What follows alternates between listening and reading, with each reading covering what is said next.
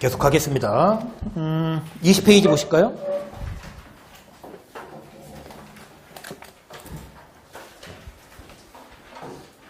칠판을 조금 보실게요.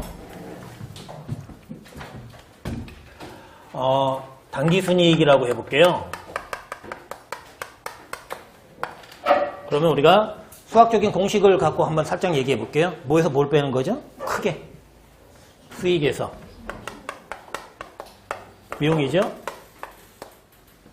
비용이 크면 뭐라 그래요? 단기순 손실이라고 하는 거죠. 자, 회계 용어를 우리가 한번 짚어봤어요. 걔네들이 쓰는 용어. 자, 두 번째. 우리 세법은 무슨 소득 금액이라고 한다 그랬어요. 그죠? 그런데 첫 번째 소득세법이에요. 소득세법은 수익이라는 용어 안 쓴다 그랬어요. 그거 말고 총수익 금액이라는 용어를 쓴다 그랬죠. 그런데 우리가 근로소득이나 연금이나 이런 거는 이제 총급여나 총연금 이런 표현을 살짝 거기에 맞게끔 우리가 하나, 일 같은데 살짝 달리 쓰듯이 그렇게 쓴다 그랬죠. 그 다음에 비용에 대응되는 건 우리가 필요, 경비 이렇게 표현을 했죠. 그렇죠? 수익과 총수익 금액은 다르기 때문에 다른 용어를 써야 돼요. 그래야 혼란이 없겠죠. 비용하고 필요 경비 다르기 때문입니다. 자, 이제 법인세법으로 갑니다. 자, 소득세는 이자소득금액, 배당소득금액, 뭐 사업소득금액, 뭐 근로소득금액, 연금소득금액, 기타소득금액 어쩌고 저쩌고. 자, 이제 각 사업연도 소득금액이에요. 법인세입니다.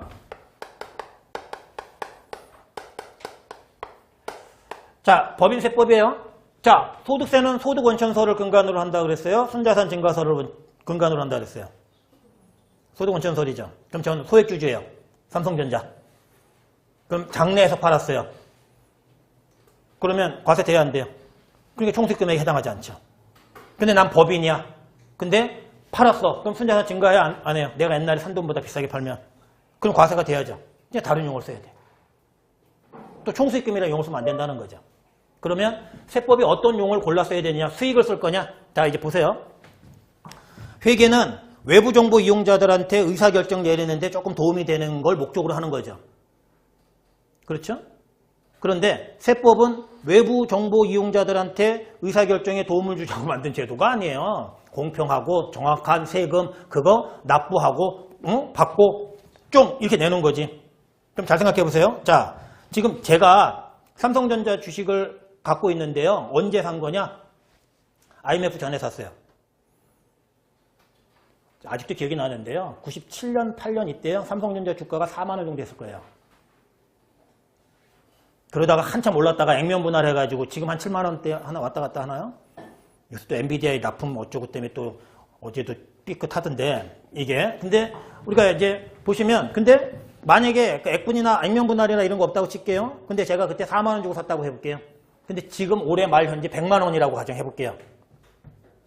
만약에. 그러면 저는 100만 원짜리 주식을 갖고 있다고 평가를 해야 하는 게 맞아요. 옛날에 원가 4만 원짜리 갖고 있다고 평가하는 게 맞아요. 외부 정보 이용자들한테 보여줄 때. 그러니까 이제 회계는 그렇게 시가, 공정가액으로 평가하는 것들이 많아요.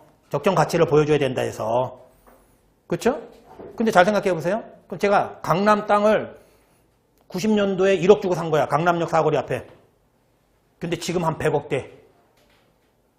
그러면 회계적으로는 저 얼마의 자산 값어치 있는 걸로 보여주는 게 맞을 수 있어요.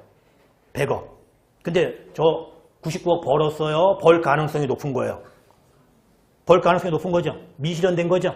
그런데 이제 국세청에서 연락이 와요. 야, 너 올해 말 기준으로 평가액이 100억이더라. 근데 옛날에 취득가액 등기부 보니까 1억이던데 그러면 99억 벌 가능성이 있으니까 99억에 대한 세금 내. 법인세로 24%든 9%든 뭐든. 그럼 저는 무슨 돈으로 내죠? 저는 무슨 돈으로 내냐고요?